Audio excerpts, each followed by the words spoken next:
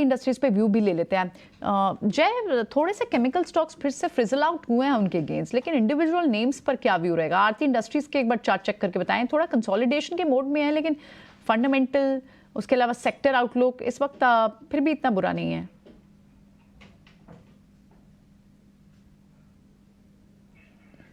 Sorry, आरती industries की बात करें तो काफी टाइम से ये स्टॉक थोड़ा एक्यूमुलेशन फेज में चला गया। अराउंड 640 वाला सपोर्ट जो है वो काफी स्ट्रॉन्ग है डेली चार्ट पर। इवन हम थोड़ा देखें तो जब से ये वीकली चार्ट पर 100 डे मूविंग एवरेज को ब्रेकआउट करके सस्टेन कर रहा है, तब से यहाँ पर काफी अच्छे कॉल्स आ रहे थे एनालिस्ट साइड से। ऑल्सो ये स्टॉक में काफी अच्छा मोमेंटम भी कैरी ऑन हो रहा था। मुझे लग रहा है ये वापिस से 9 डे एक्सपोनेंशियल मूविंग एवरेज की और एक बार रुक करेगा जो 640 के वहां पर प्लेस हुई है। सो आरती इंडस्ट्रीज नो डाउट कंपनी काफी अच्छी, बट अभी थोड़े टाइम एक्यूमुलेशन का फेज रहेगा और थोड़ा फ्लैट टू नेगेटिव कारोबार ये स्टॉक में आते हुए दिखेगा। तो 640 वुड बी समथिंग, मुझे बाय ऑन डिप्स की स्ट्रेटेजी वहां पर मैं यूज करूंगा। अभी के लिए I would avoid this stock for now.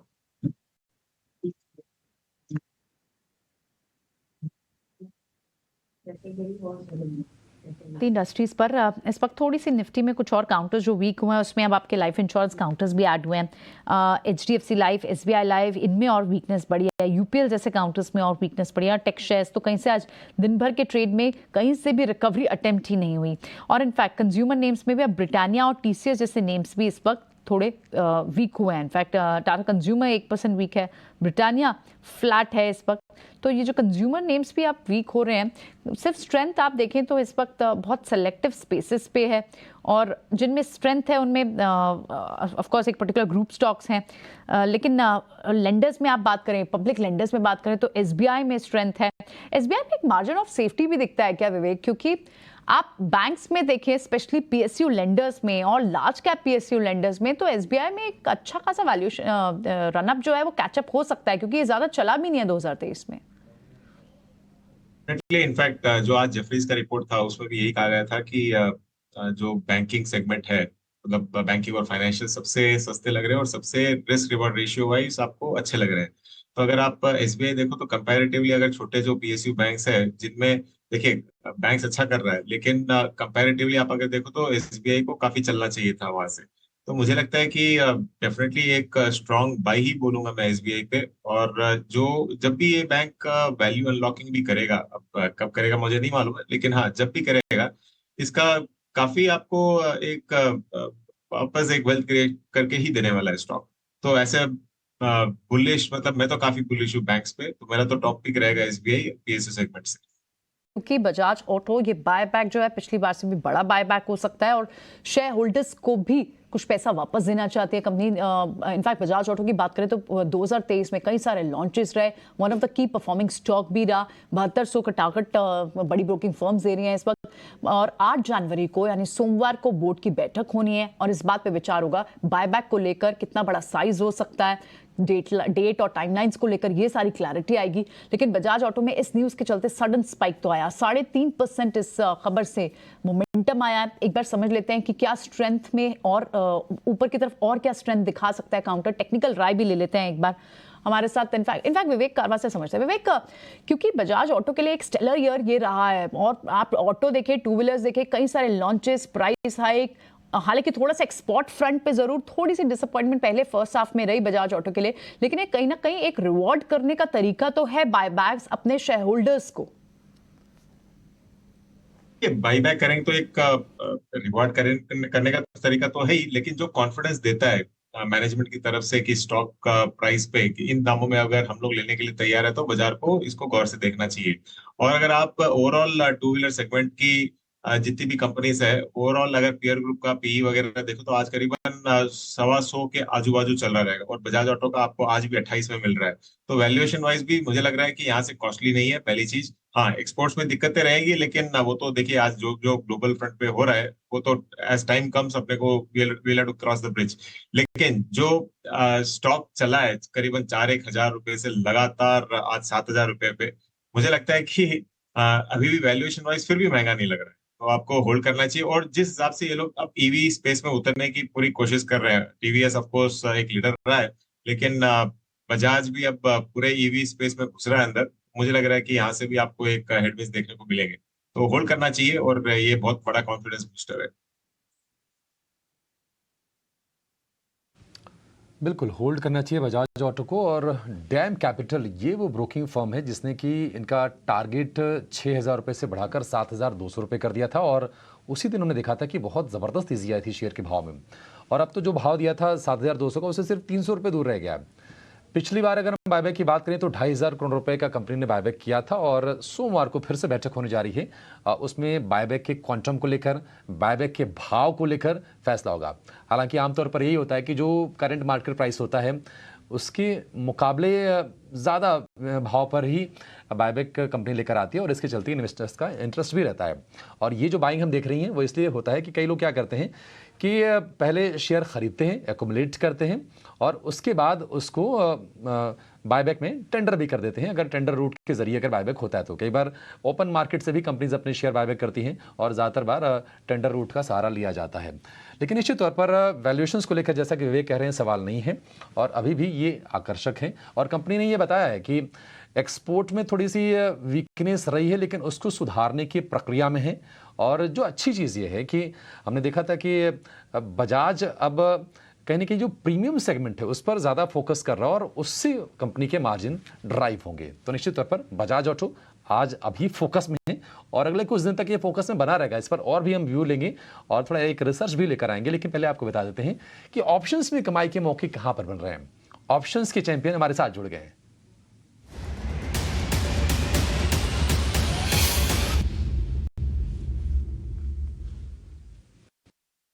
और ऑप्शन का बेहतरीन ट्रेड बताने के लिए हमारे साथ हैं kushbohra.com के कुश बोहरा। कुश, बहुत शुक्रिया आपका समय देने के लिए। बताइए क्या ट्रेड करना है अभी। तो अभिषेक, सबसे पहले आपको वेरी गुड आफ्टरनून, और सारे दर्शकों को भी वेरी गुड आफ्टरनून।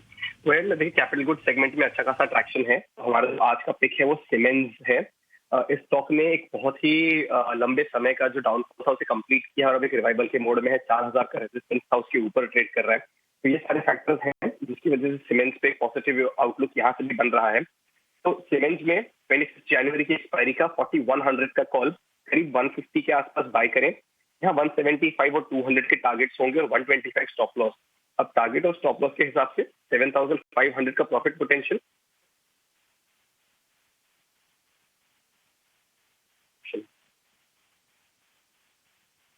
ठीक है, सीमेंस को लेकर कुछ की रणनीति, और सीमेंस की 4,100 की कॉल खरीदने की सलाह दे रहे हैं। एट द मनी कॉल है ये 150 रुपये के भाव पर, और लक्ष्य होगा 225 रुपये, और अगला लक्ष्य होगा 200 रुपये। बिल्कुल सीधी सपाट। आप देखिए 150, 225, 200 स्टॉप लॉस 125 रुपये का।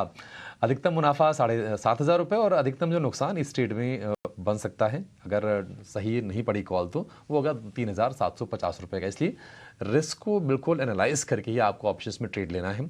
और हमारा स्टैंडर्ड रिस्क डिस्क्लोजर आपके सामने आ जाएगा कि एफएनओ ट्रेडिंग में 10 में से 9 लोगों को नुकसान होता है, और औसतन जो है नुकसान है 50,000 रुपये का। तो अपने प्रमाणित वित्तीय सलाहकार की राय लें, उसके बाद ही आप कोई ट्रेड करें, ये हमारे तरफ से आपको सलाह है। एक व्यू ज़रा लेंगे एसबीआई को लेकर। आप ज़रा राय दीजिए सुदीप। एसबीआई में हम देख रहे हैं कि आज वैसे तो निफ्टी बैंक का माहौल उतना ठीक नहीं था, थोड़ी रिकवरी की कोशिश वहाँ हुई है, लेकिन उस कोशिश में भी जो रंग डाला है वो एसबीआई ने डाला है। एसबीआई में आपको लगता है कि फर्दर मूव होगा, यहाँ पर ट्रेड बनता है क्या?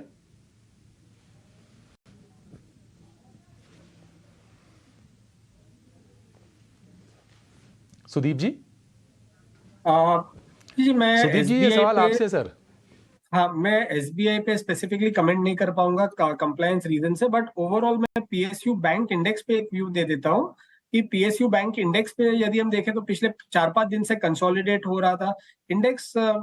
जो हिसाब से ट्रेजेक्टरी है डेली, वीकली, मंथली, सारे 4 टाइम फ्रेम पे बहुत ही बढ़िया स्ट्रक्चर है। और पीएसयू बैंक इंडेक्स यदि हम देखें तो 5690 और 5800 के बीच में ट्रेड कर रहा था, और आज वो रेंज में से ब्रेकआउट आया है।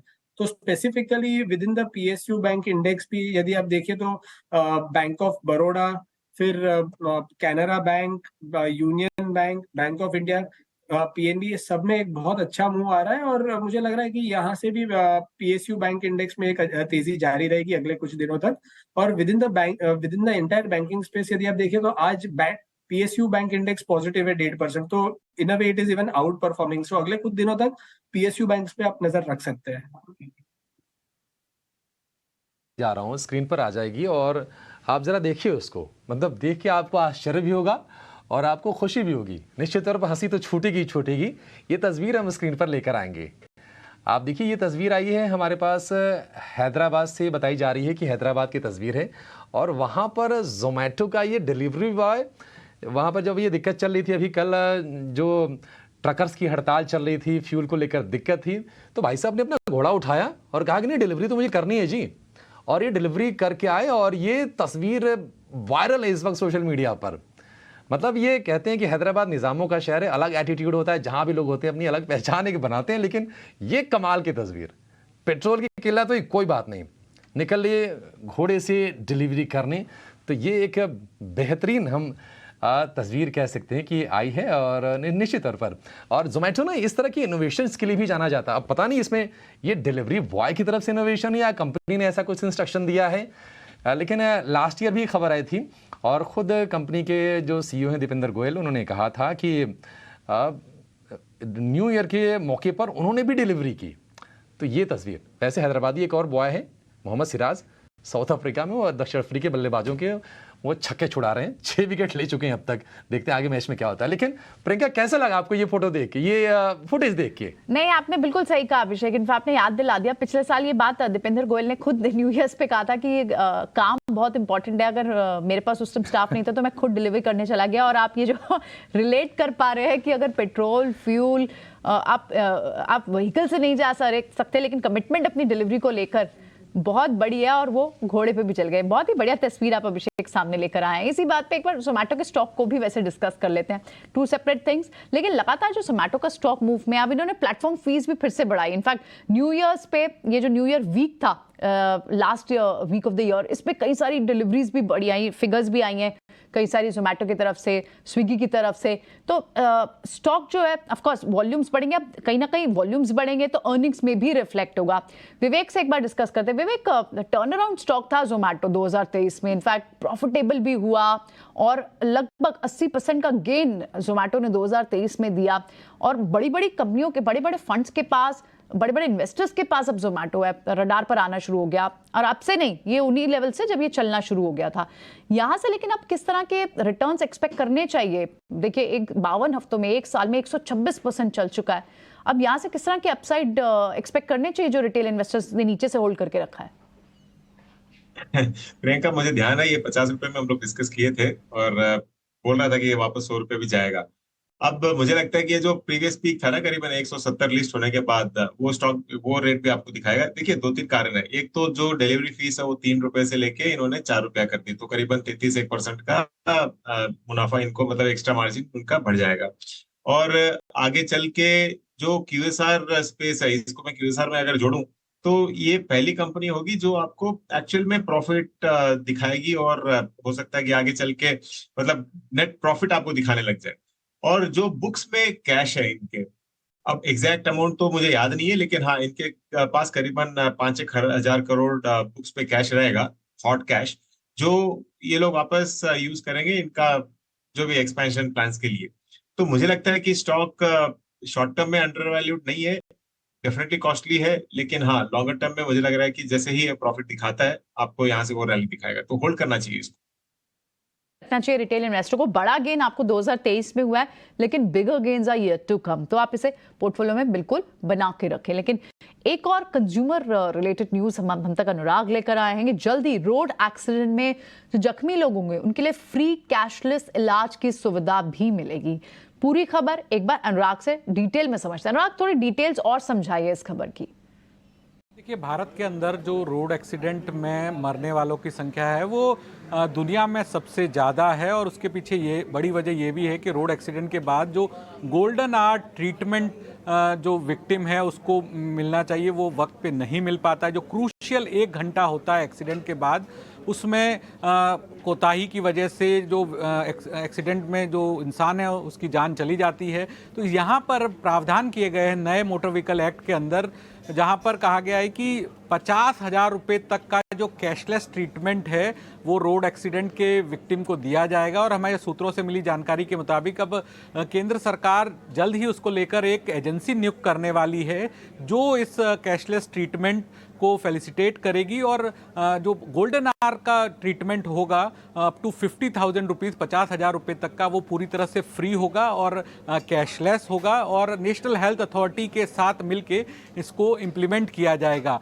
तो अमूमन रोड एक्सीडेंट में 3 तरह की जो गाड़ियाँ होती है। एक तो इंश्योर्ड व्हीकल, तो इंश्योर्ड व्हीकल से जो एक्सीडेंट हुआ होगा उसके जो पैसा दिया जाएगा वो इंश्योरेंस कंपनियों के द्वारा दिया जाएगा, जनरल इंश्योरेंस कंपनियों के द्वारा। अनइंश्योर्ड व्हीकल जो है उनका जो पैसा है वो केंद्र सरकार के फंड से दिया जाएगा। और जो तीसरा है हिट एंड रन व्हीकल्स का, तो हिट एंड रन का व्हीकल्स की जो फंड तैयार किया है वो है मोटर एक्सीडेंट फंड, वहाँ से ये कंपनसेशन का जो है वो पैसा दिया जाएगा। और इसमें नए मोटर व्हीकल एक्ट में इसकी राशि भी बढ़ा दी है। अगर व्यक्ति की मृत्यु हो जाती है तो 2 लाख रुपए तक का कंपनसेशन है और इंजरी के केस में 50,000 रुपए तक का कंपनसेशन है। तो इंश्योरेंस कंपनियों के द्वारा इसकी तैयारी कर दी गई है और अब सरकार इसकी एजेंसी नियुक्त करने जा रही है जहां पर गोल्डन आवर का जो ट्रीटमेंट है वो पूरी तरह से मुफ्त दिया जाएगा, कैशलेस दिया जाएगा। नियर बाय जो भी हॉस्पिटल है, सुपर स्पेशलिटी हॉस्पिटल है, ट्रोमा सेंटर है, वहां पर तो इंश्योरेंस कंपनियों पर इसका थोड़ा दबाव आएगा क्योंकि उनका जो फंड है उससे ये पैसा चुकाया जाएगा। जी बिल्कुल अनुराग, तो इंश्योरेंस कंपनीज के लिए कह सकते हैं कि थोड़ा सा नेगेटिव ये खबर ज़रूर है, लेकिन मानवीय आधार पर अगर हम बात करें तो जो राहगीर होते हैं, जो सड़क दुर्घटना में घायल होते हैं और बहुत सारे ऐसे लोग होते हैं जिनके पास कोई इंश्योरेंस नहीं होता है, तो उनके लिए कम से कम एक मुकम्मल व्यवस्था देश में ज़रूर हो जाएगी।